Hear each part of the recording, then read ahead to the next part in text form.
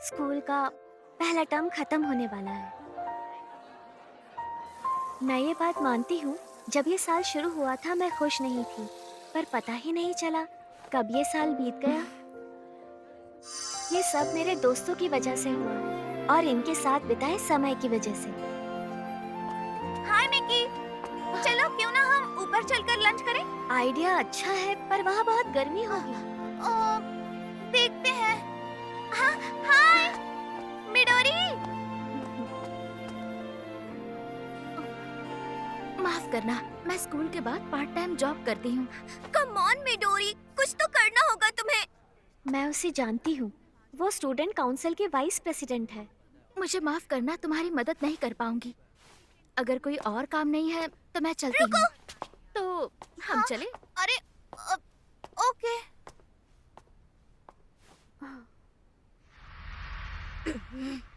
करना है जो लंबे समय तक सभी को याद रहे, और इसके लिए मैं चाहती हूँ आप सभी कुछ नए और धमाकेदार आइडियाज लेकर आएं। तो क्या सोचा है सभी ने? हम लोग थोड़ा बहुत कुछ सोच रहे थे, पर वो इतने भी शानदार और नए नहीं है। बहुत मुश्किल होगा कुछ नया सोचना। तो इसके लिए हमें ब्रेनस्टॉर्मिंग की जरूरत है। हम ये कर सकते हैं। अगर हम साथ मिलकर काम करें तो कुछ आइडियाज मिल जाएंगे। कहना पड़ेगा, मुझे निराशा हुई। इस लिस्ट में कुछ भी दिलचस्प नहीं है। मेरा मतलब हॉट डॉग खाने का कॉन्टेस्ट, पर ये धांसू आइडिया आखिर है किसका? तुम कर चुकी हो वाइस प्रेसिडेंट। हमें मानना पड़ेगा हम कोई भी नया और दमदार आइडिया नहीं सोच पा रहे हैं। ये चाहे पहले हो चुका है, पर कुछ ऐसा था जो मजेदार रहा था। तुमने क्या कहा? ये मेरी जिम्मेदारी है। प्रेसिडेंट के एक्सीडेंट के बाद ये भार मुझ पर आया है। मैं उन्हें निराश नहीं कर सकती। मिस्टर प्रेसिडेंट, आपकी रिकवरी के लिए बेस्ट विशेस। आप जल्द ही ठीक हो जाएंगे। अब तुम्हें ही सब संभालना होगा। मुझे तुम पर पूरा विश्वास है। ये फेस्टिवल धमाकेदार होगा, नहीं तो मेरा नाम रैन शिबुसावा नहीं है। ये काम आसान नहीं है, पर हमें इसे किसी भी हाल में अंजाम देना होगा।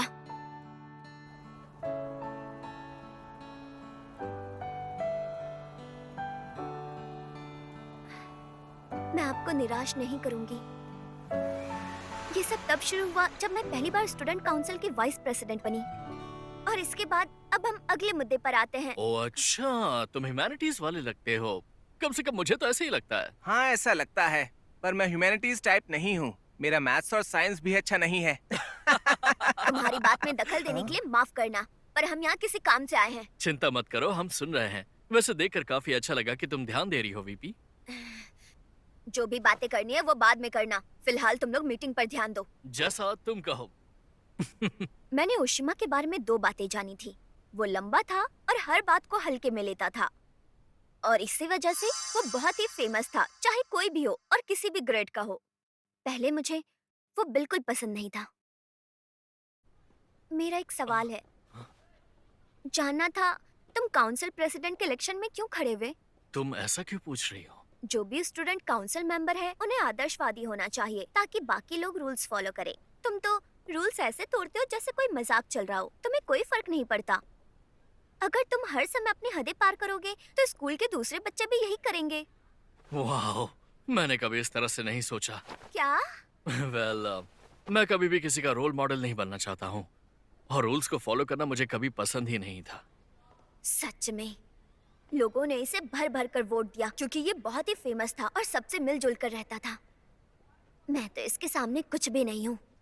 पर मैं प्रेसिडेंट के इलेक्शन में इस वजह से खड़ा नहीं हुआ था। आसान है, किसी के चेहरे पर मुस्कान लाने से खुशी मिलती है। स्टूडेंट काउंसिल का हिस्सा बनकर इस काम को करने का इससे अच्छा मौका कब मिलेगा? ये लो, ये एक्चुअली अगले साल का बजट है। तुमने ये काम किमोरो को करने के लिए दिया था ना? क्या बात है, इतनी जल्दी हो गया? मुझे तो बहुत फिक्र हो रही थी, पर उसने ये कर दिखाया। हाँ, वैसे ये काम तनाका ने किया है। जब रिपोर्ट्स बनाने की बात आती है तो तनाका से अच्छा ये काम कोई नहीं कर सकता। मैं समझा नहीं जब तुमने तनाका को स्पोर्ट्स क्लब की बातचीत का काम सौंपा था, पर किमोरो इस काम में बहुत बेहतर है, इसलिए मैंने दोनों का काम स्विच कर दिया। तुम्हारे इरादे नेक हैं। अच्छी बात है कि तुम सब खुद करना चाहती हो। खैर, तुम हर परेशानी का हल अपने आप नहीं निकाल सकती हो, मदद लेनी पड़ती है। थोड़ा सा रिलैक्स करो वीपी, तुम्हें अच्छा लगेगा। फर्क पड़ता था। वो सब समझता था। वो भले ही मस्तीखोर लगता हो, पर वो सबकी परवाह करता था और सबके काम को समझता था। उस दिन के बाद से मैंने प्रेसिडेंट की बात मानकर जब भी जरूरत होती थी मैं लोगों की मदद लेती थी, और मैं जानती थी एक ही इंसान है जो मेरी मदद कर सकता है और मुझे उसके पास जाना है। तुम मिडिल स्कूल में स्टूडेंट काउंसिल प्रेसिडेंट रह चुकी हो? अमेजिंग, क्या बात है मिडोरी। ऐसा नहीं है, एक स्टूडेंट ने मुझे इसमें शामिल किया था, फिर इसमें से मेरा बाहर आना मुश्किल हो गया। क्या तुम स्टूडेंट काउंसिल इलेक्शन में खड़ी होने वाली हो? बिल्कुल भी नहीं, मैं कुछ और करना चाहती हूँ। हाँ? और क्या करना चाहती हो तुम? Vice president? तुमने मुझे कैसे ढूंढा? काउंसिल का काम होता है सभी स्टूडेंट के बारे में जानना। देखो, मैं पहले भी कह चुकी हूँ, मुझे इस साल फेस्टिवल के लिए तुम्हारी मदद चाहिए। तुम टैलेंटेड हो और इसी काम के लिए बनी हो। अच्छा सुनो, मैं तुमसे कुछ पूछना चाहती हूँ। वैसे तुम दोनों एक दूसरे को कैसे जानती हो? मिडिल स्कूल से हम दोनों स्टूडेंट काउंसिल में थे। हाँ, सही कहा, हम एक साथ धमाल करते थे।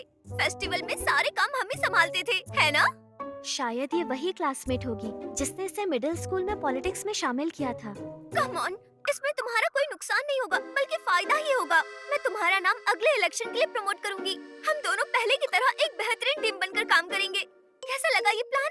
माफ करना, पर ये पहली बार नहीं है जब मैंने तुम्हें मना किया हो। मैं अभी अपने पर्सनल काम में बिजी हूँ। इस फेस्टिवल की तैयारी के लिए समय नहीं निकाल पाऊंगी।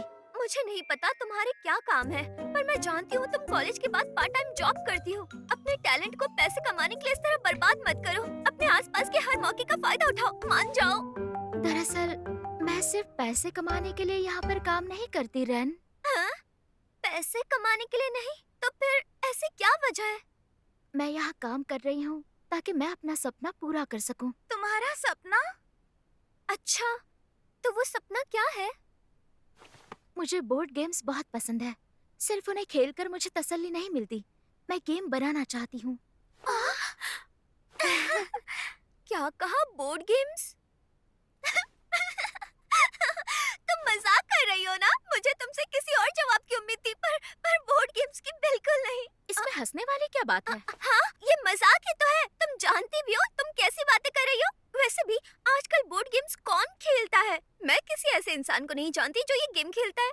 ये तो बिल्कुल बेकार की बातें हैं।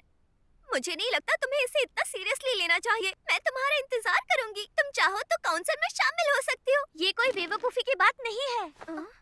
मिकी, तुमने अभी क्या कहा? मैंने कहा बोर्ड गेम्स बहुत ही इंटरेस्टिंग होते हैं। यहाँ बहुत जरूरी बातें हो रही है, तो फालतू लोगों को बीच में नहीं बोलना चाहिए। हम फालतू लोग नहीं हैं, हम उसके दोस्त हैं। और जैसा मिकी ने कहा, बोर्ड गेम्स बहुत दिलचस्प होती हैं। ये पुरानी बिल्कुल नहीं हुई है। तुम्हें पता नहीं इन्हें खेलने में कितना मजा आता है। क्या तुम दोनों भी ऐसा सोचती हो? फर्क नहीं पड़ता तुम लोग कैसे अपना टाइम पास करती हो। तुम सभी पागल हो गई हो। इस बोर्ड गेम को खेलने से बस टाइम वेस्ट होता है और कुछ नहीं। तुम लोग मेरी सोच बिल्कुल नहीं बदल सकती। मिडोरी बहुत ही टैलेंटेड है, उसे अपने टैलेंट को सही जगह इस्तेमाल करना चाहिए। हमने साथ मिलकर पहले भी बहुत काम किए हैं, इसलिए मैं उसे तुमसे बेहतर जानती हूँ। शायद कुछ और कहना चाहिए। वैसे मैं स्टूडेंट काउंसिल का हिस्सा बनी ताकि लोगों के चेहरे पर मुस्कान ला सकूं। मिडोरी, मुझे लगता था तुम भी ऐसा ही सोचती हो। सबकी सोच अलग अलग होती है, इसमें कोई दो राय नहीं। किसी को कचरा दिखाई देता है तो किसी को उसी चीज में सिर्फ खजाना दिखाई देता है। तुम अपने ख्याल मुझ पर नहीं थोप सकती, क्योंकि तुम जिसकी कद्र नहीं करती वो मेरे लिए इम्पोर्टेंट है। सही बात है, ये बहुत ही हिम्मती है। किसी भी परिस्थिति में इसे तोड़ना मुश्किल है। इसमें धैर्य और शांति है। इतना कुछ सुनने के बाद भी कितनी शांत है ये। अब तय हो चुका है, यही मेरी जगह लेगी। मैं इसे जाने नहीं दे सकती। बस तय हो गया, मैं कहीं नहीं जाऊंगी जब तक तुम नहीं मानोगी। हमें मुश्किल हो सकती है, खासकर जब कस्टमर्स आने जाने लगेंगे तब। क्यों ना हम एक गेम खेलकर इसका हल निकालें? गेम खेलकर? एक तरीका है किस्मत आजमाने का। अगर तुम जीत गई तो मैं तुम्हारी बात मानकर तुम्हारा साथ दूंगी। अगर तुम हार गई तो तुम सब भूलकर स्टूडेंट काउंसिल के बारे में बात नहीं करोगी। अगर तुम यही चाहती हो तो मैं तैयार हूँ। अब बताओ किस तरह का गेम खेलने वाली हो मिडोरी? ये वाली गेम, और इस गेम का नाम है 6 निम्थ।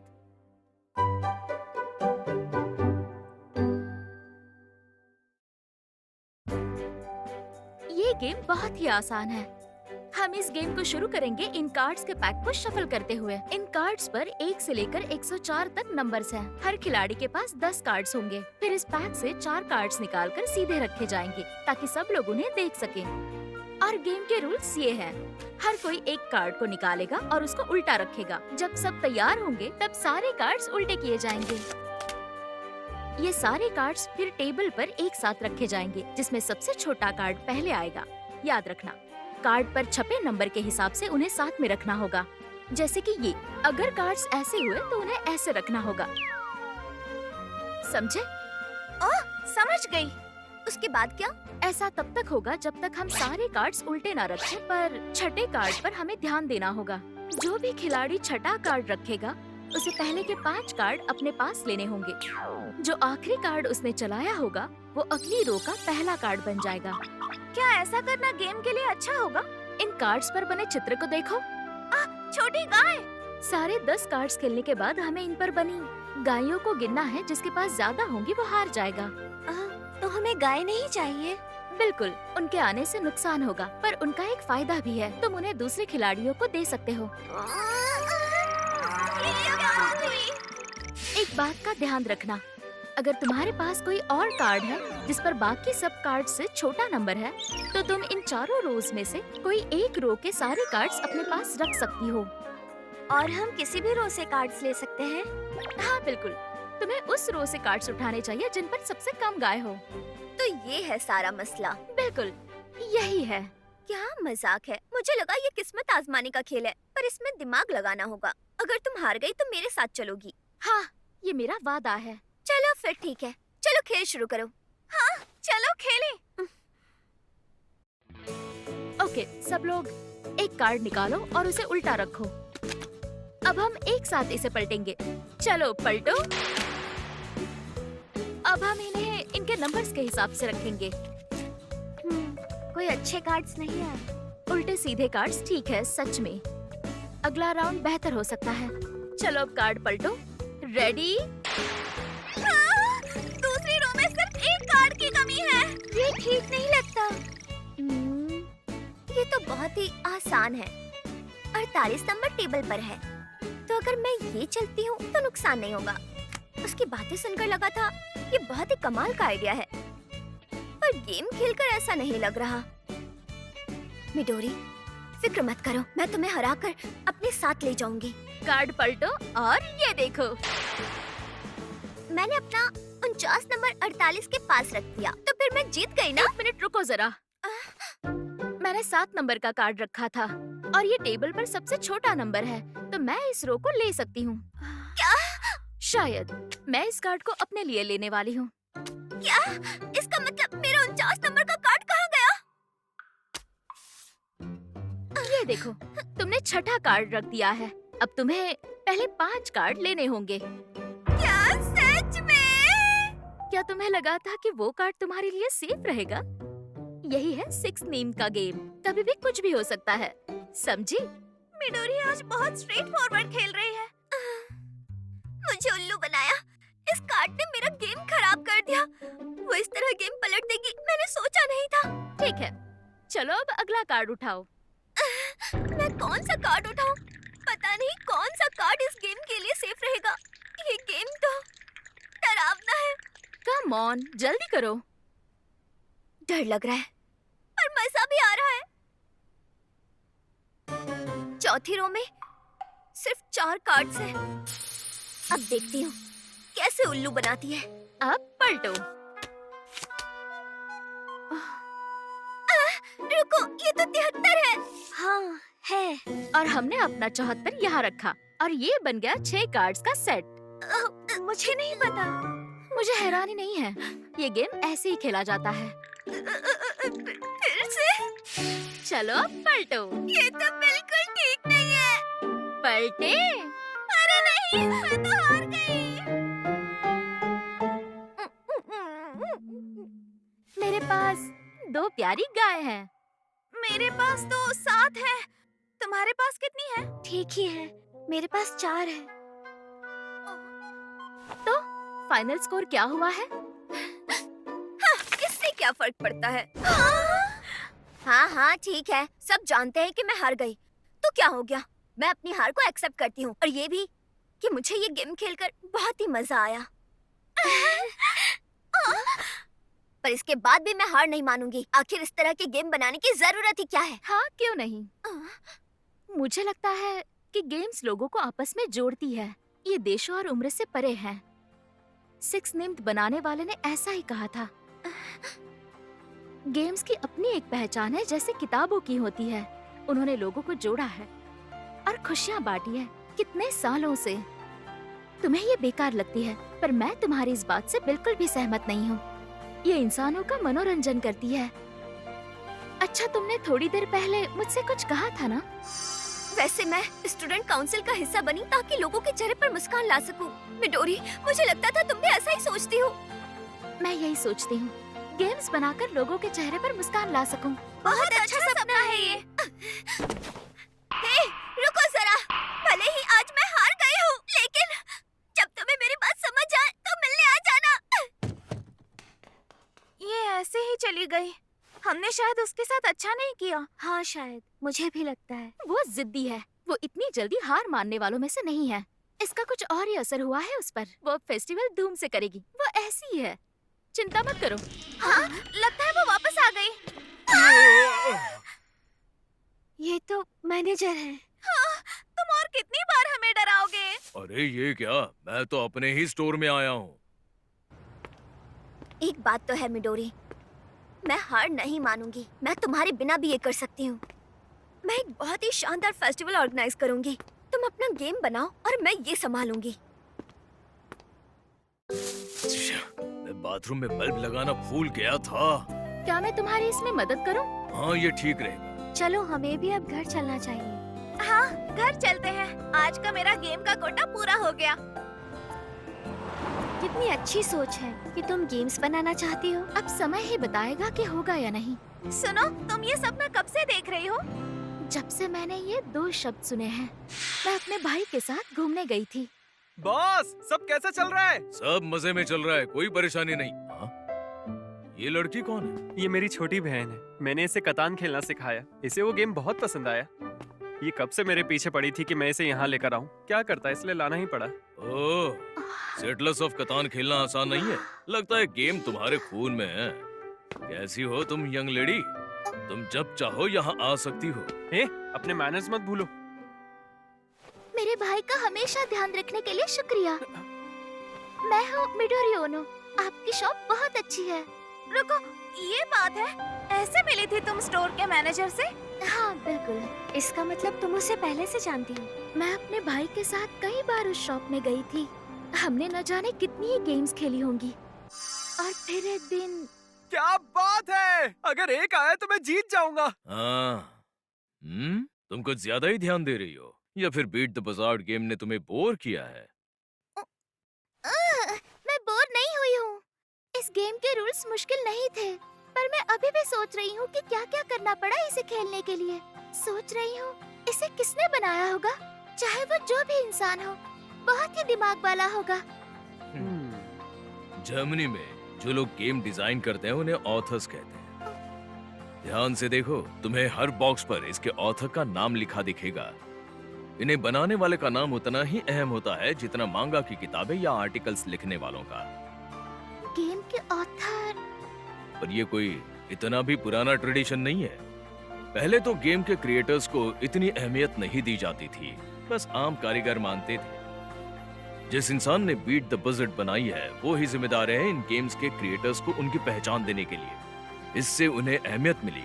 उनका नाम था एलेक्स रैंडोल्फ। उन्होंने ही सुझाव दिया कि गेम के क्रिएटर का नाम होना चाहिए गेम के बॉक्सेस पर। आगे चलकर जर्मन गेम्स के लिए ये एक ट्रेडिशन सी बन गई। नाम का बॉक्स पर होना शायद इतनी बड़ी बात नहीं हो, पर इसका एक अहम मतलब है। ये सिर्फ कोई कारीगर की बनी हुई चीज नहीं। जब आपका नाम आता है तो ये क्रिएटिव क्रिएशन होता है। ये कितनी खूबसूरत बात है। गेम्स बनाना भी एक आर्ट है। मानती हो ना, कितना सुंदर लगता है। उसी समय मैंने अपने लिए एक सपना देखा था। मैं भी एक दिन गेम बनाऊंगी। सुनने में थोड़ा अजीब लगता है ना? बिल्कुल नहीं, ये तुम्हारी पहचान है। मुझे इस बात पर कोई डाउट नहीं है। तुम जो भी गेम बनाओगे वो बहुत शानदार होगा। Thank you so much. सच बताऊं, मैं जब हाई स्कूल में थी तभी सब की छुट्टियों के दौरान मजे करने के लिए कनाजावा गए थे। हमने होटल में गेम भी खेला और मुझे लगता है कि वो गेम मैं पहले भी खेल चुकी हूँ।